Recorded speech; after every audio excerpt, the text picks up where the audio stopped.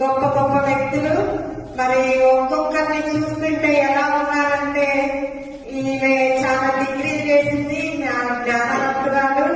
అలాగే నల్ల కళ్ళద్దాలు పెట్టుకొని మన డాన్సర్ కూర్చున్నారు మన మధ్యలో. అలాగే ప్రపంచ సుందరి అది అమ్మాని కూతురు అమ్మాని. అలాగే నెక్స్ట్ గొప్ప సింగర్ కూడా మన మధ్యలో ఉన్నారు. అలాగే ఎమ్మెల్యే గారు మేడం గారు కూడా మన మధ్యలో ఉన్నారు.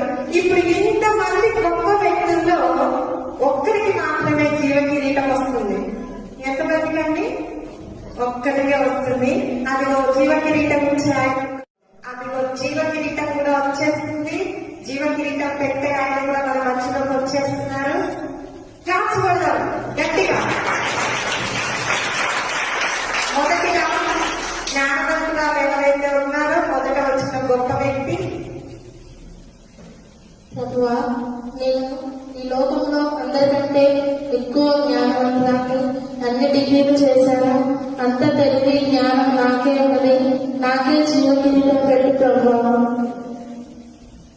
మోకరించండి. అమ్మ మీరు కాదంట, మీరు పక్కకి వెళ్ళండి.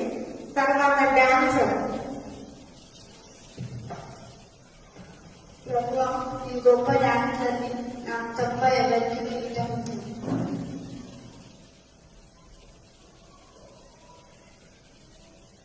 అమ్మ మీరు కూడా కాదంటమ్మా. నెక్స్ట్ ప్రపంచంలో నేను అందాల సుందరి, నాకు జీవకిరీటం ఇవ్వవా.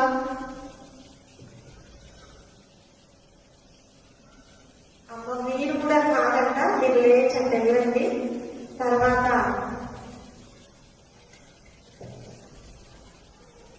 ప్రభువా, ఈ దేశంలోనే అతిపెద్ద బిజినెస్ మ్యాన్ లేదు, నా జీవకిరీటం ఇవ్వవా. మోకరించండి. అమ్మా మీరు కూడా కాదంట.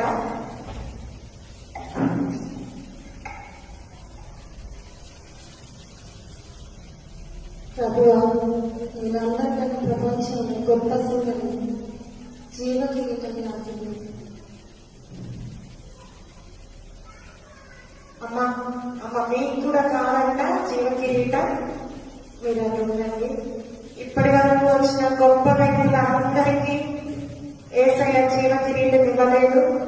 మిగిలింది ఎమ్మెల్యే మేడం గారు. వస్తే మేడంకి వచ్చే అవకాశం మాత్రమే ఉంది.